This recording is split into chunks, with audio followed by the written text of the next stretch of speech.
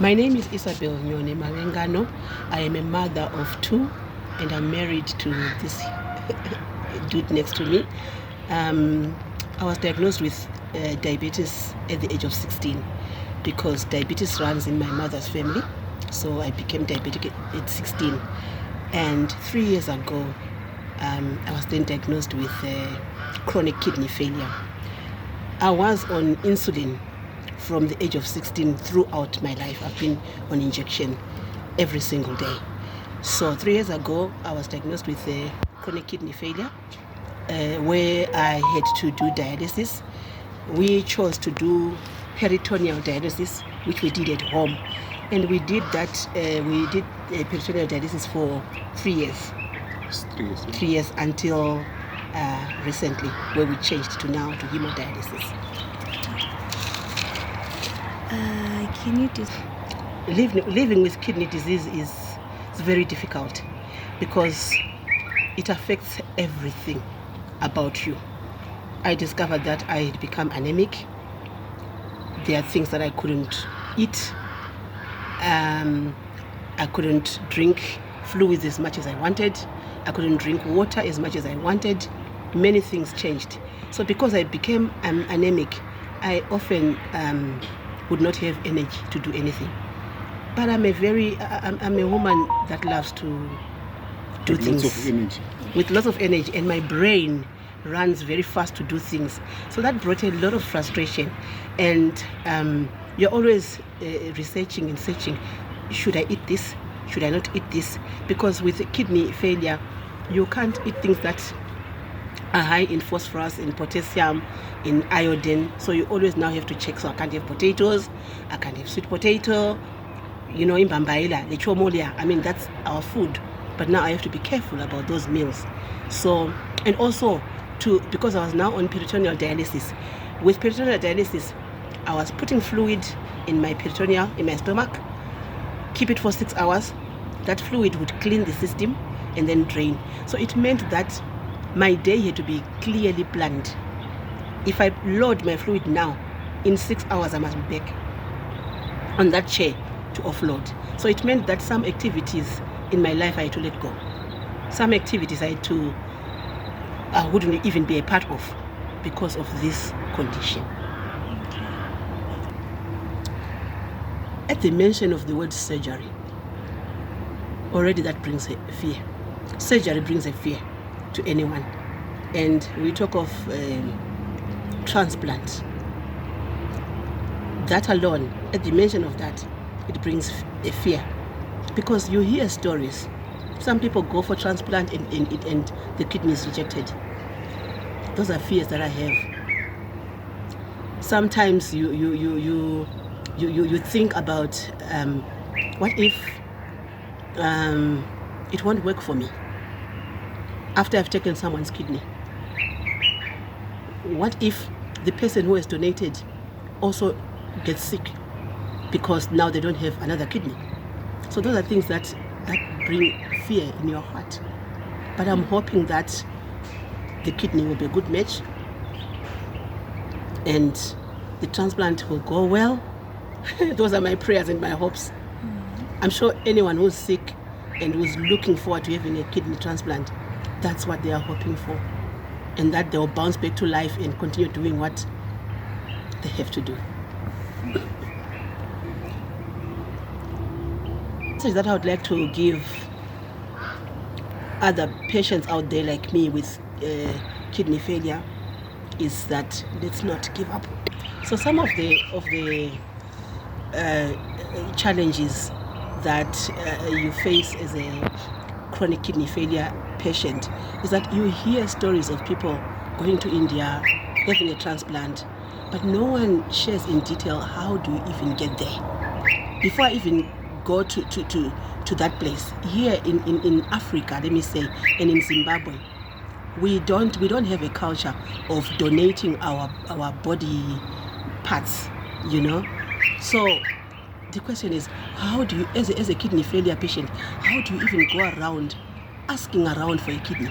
How do you go around and say, please, can you give me your kidney?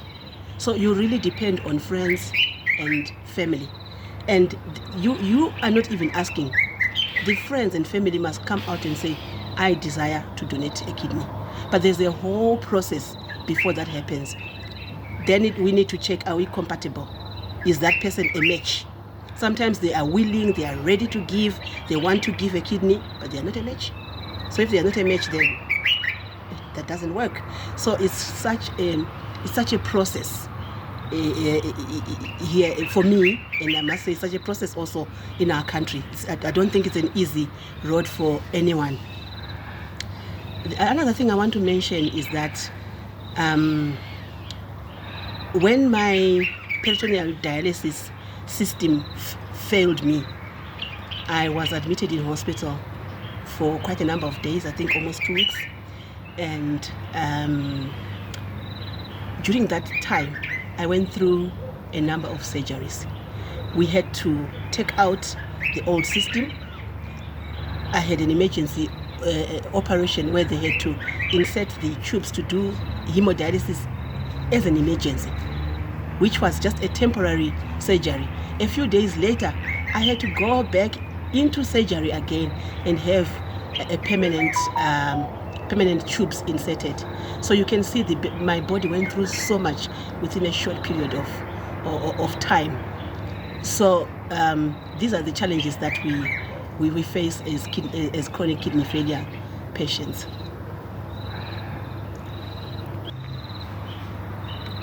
So right now, what I really need is I need to also get onto this road of kidney transplant.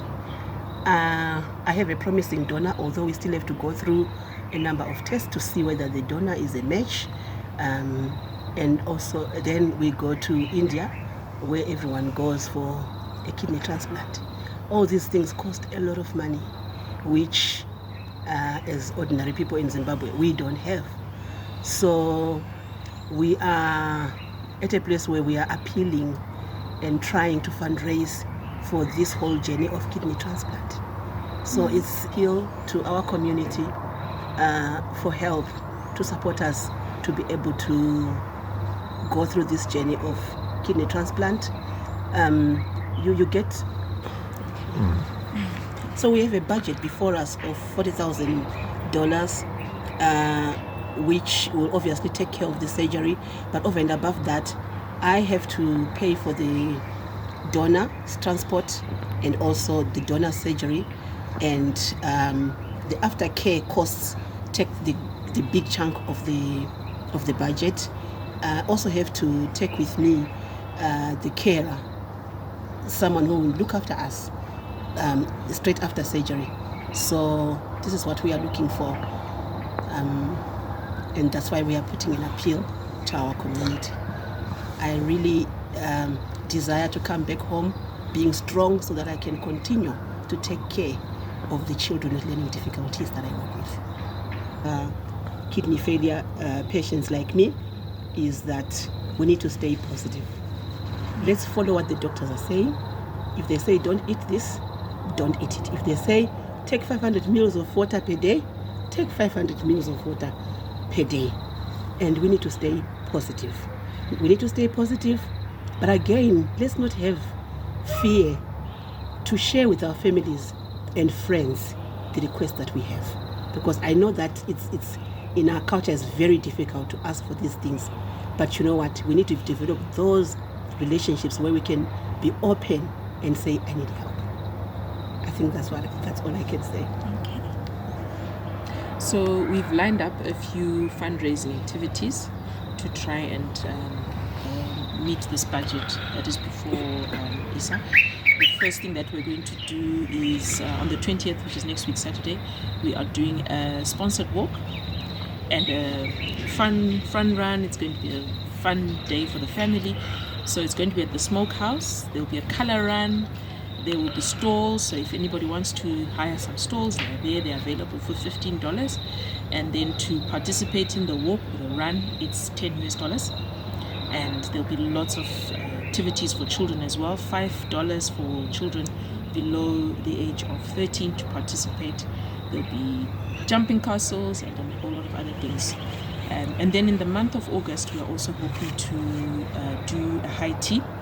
We're going to give further details of that. It's going to be at the Holiday Inn Bulawayo, and it's going to be a very nice event for people to attend.